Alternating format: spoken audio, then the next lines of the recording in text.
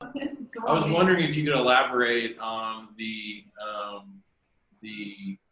function and how the observer and the interpreter work. Do we have enough time to go over that, or is that too in depth? You mean the perceiver and interpreter? Yeah. From the book? Yeah. Sure, I'd be happy to. Okay. Well, just for those of you who haven't read the guidebook yet, I see our consciousness, as an engineer, I tend to try to reduce things to practical models, something practical and easy to understand. And for me, the way my perception works, it has two basic components. One I call the perceiver and one I call the interpreter. And for me, the perceiver is the portion of my awareness or my consciousness that brings in information from my environment, and that could be anything, anywhere, or from my environment, physical or non-physical. It brings in information into my awareness, but it brings it in at a subconscious level. So I'm not directly aware of everything the perceiver is bringing in. It would be pretty difficult for any of us to be aware of everything the perceiver is bringing in, because if you just think about all the things around you that are happening that somehow you're managing to ignore to be able to have this conversation, maybe it makes some sense what the perceiver does. But the information comes in at a subconscious level. The interpreter for me is the part of my consciousness that then looks at what the perceiver is bringing in and looks in my pre-existing memory and experience for the nearest similar thing and brings that to awareness. So just as a silly example, somebody asks you to, I'd like you to visit with my grandfather. You know, he died a couple of years ago. I'd like you to visit with him. And so you go home and you sit down in your chair and you close your eyes and you go through the process that you've learned. And you begin to perceive a face. And something just about the eyes, are reminiscent of an old actor named Walter Brennan. Anybody here know Walter Brennan? I do. Okay, just something about the eyes. Well, as the perceiver brings in your non-physical environment the information about what this woman's grandfather looks like, the nearest similar thing is the image of Walter Brennan's face, because the eyes are similar. So you see Walter Brennan. That's who you see. The interpreter presents that as the form that the information takes. And then later you go back to this person, you give them all sorts of information, they say, oh, by the way, I can prove that I visited with your grandfather. He looks just like Walter Brennan.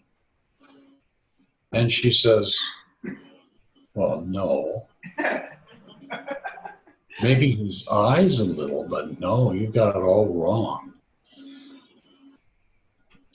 What's going on there is what I call interpreter overlay. Each of us has information coming in at a subconscious level that's interpreted into our conscious awareness by our interpreter picking the nearest similar thing and bringing that up as the form it appears as. We never see what's really there. We only see what the interpreter presents as a form. It's probably the biggest source of what's called inaccuracy in working in these non-physical realms. And I remember hearing years ago at the Lifeline program, evidently the participants had gotten into a big argument. They were supposed to, in the exercise, they were supposed to arrive at the reception, arrive somewhere, and then go to the reception center. And a bunch of the participants said, yes, I arrived in this area and I walked down this path and I turned to the left to get to the perception center or reception center. And then others said, well, no, you must have gone to the wrong place. I went down a path and I turned the other direction and went to the reception center. Evidently, they were in an argument for quite a while about which way you turn to actually get to the reception center, which for me is just completely laughable. Because if you understand that the perceiver brings in information like you're on a path, you're heading toward the reception center, if the nearest similar thing to you is some path you walked down where you turned right, you're going to perceive it, you're going to see it if you see anything like physical reality there, you're going to see it like you turn to the right. Somebody else going to see it like they turn to the left. And then you get a big argument about who's right. It's like, stop, you're both right. You're just not perceiving what's there directly. You're perceiving your own individual nearest similar things. I had a friend named Sam Domenico who recently died. And Sam was one of those Mensa guys, you know, an IQ somewhere beyond the stratosphere. He was a smart guy. He worked in research and development, same department as me. And he used to love to play tricks with his new nephew. Sam would always buy some little stuffed animal and bring it over to give to his nephew. His nephew was real little. You know, he'd bring a teddy bear or a cat or a dog or whatever. And one of the days Sam was looking over the stuffed animals, he found a stuffed walrus, just a little stuffed walrus. He brought it along and he gave it to the boy. And the kid looked at it.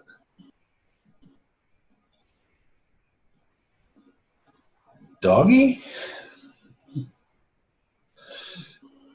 And Sam said, no, that's a walrus. And I'm sure if Sam would have been watching, he would have seen something like a camera go snap, store the image of something like this that's associated with this word walrus. So the next time he saw anything that looked like a walrus, his nearest similar thing now has something to pick. And to me, it was a perfect example of what happens when you go exploring around in a place you're not very familiar with. You may perceive things in ways that, walrus? Only because you've not perceived anything like it before. And as you learn to explore and learn more about what you're perceiving, you may begin to perceive things more clearly. Or I should say, a little closer to what's actually there. But there's more to that question, isn't there? Well, I mean, yeah, I didn't know how in depth we could go on this, but just the balance between the two, the perceiver and the translator. Yeah, it was when the first time I went to Gateway, people are talking about all these people they're seeing and their exercises and all these beautiful buildings, and I'm seeing absolutely nothing. To the point that I figure these people are lying just because they think they're seeing something, you know? And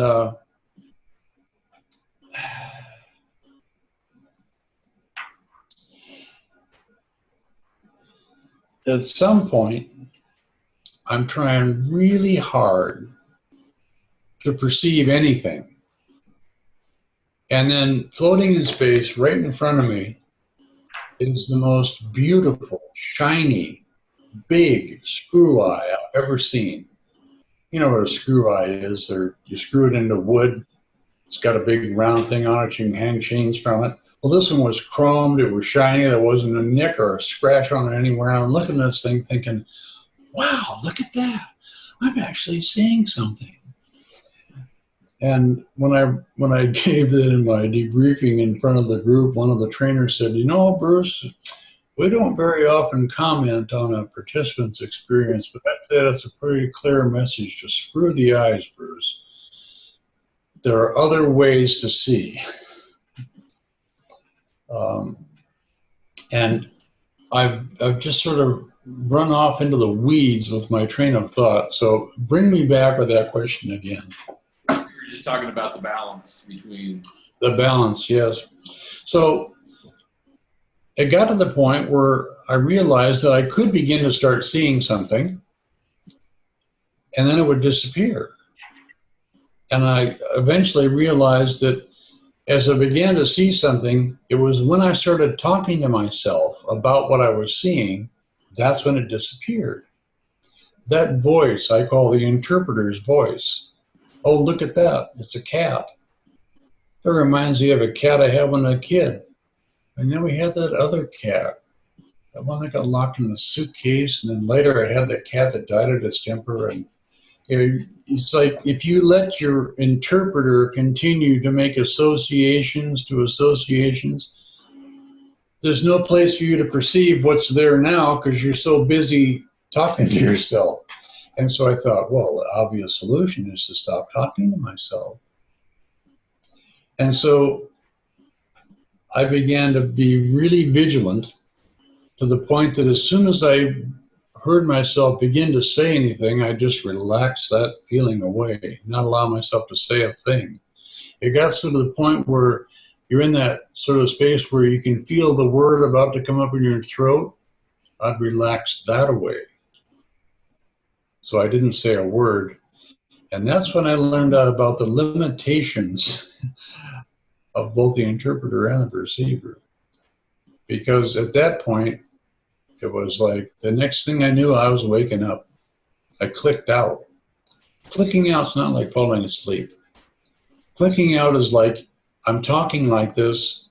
Suddenly, I'm in the kitchen making dinner and have no idea what happened between me talking to you and what happened in the kitchen. A click out is just a sudden, complete break in any memory of any experience. So what I discovered was, oh, if I completely stop talking to myself, the perceiver is then the one that's the only one active, but the perceiver has no way to actually present the information that's now in my subconscious. It's just stuck in my subconscious. If I start to talk about it, that can help to make associations, things that are my pre-existing experience and memory, and I can remember it, but if I talk too long, I'll lose track. And so I had to learn to find a balance between those two, the interpreter and perceiver. And what I found was, if I could just allow myself to, okay, I'm perceiving nothing, and then there's a cat standing on a table. If I just allow myself to say, there's a cat standing on a table, and then shut up, for the time that I was saying there's a cat standing on the table, I could see nothing. But as soon as I shut up, the cat's back on the table. And now it's jumped down to the floor and it's walking out the room. And if I say to myself, if I say here, or to a voice activated tape recorder, oh, the cat just jumped off the table and is walking out the room, and then shut up, I can then perceive it again. I can see it again, so to speak. And I'm kind of careful of that word see because it implies too many things. I learned that you had to have a balance between those two factors, between the perceiver and the interpreter. And that once I found that balance, it got to the point where I could sort of make a running commentary of short comments without losing sight of what I was perceiving. That's the balance. And there's some exercises there's some exercises in the guidebook that describe how to do that. I just experimented a little bit with those, and I was completely blown away at how quickly everything you're saying was happening. I'm like, oh, this is real, it's like, so just one last question on this, about intent, like for that exercise, what was the intent for that? Which The exercise? exercise of kind of practicing the balance between the perceiver and the interpreter when you're closing your eyes and vision, and seeing and practicing shutting the interpreter up and And if I understand your question it's like it is, what is the purpose of that exercise? well, I was just thinking that you had said it's good to state an intention as you're doing or before you do the exercises so you're clear on what's happening.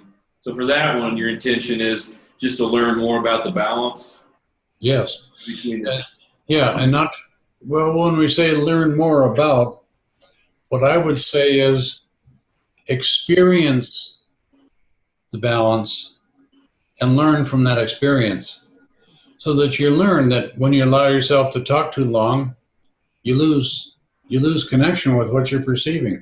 So from your own direct experience, you learn if you manage to completely shut off that voice, you click out.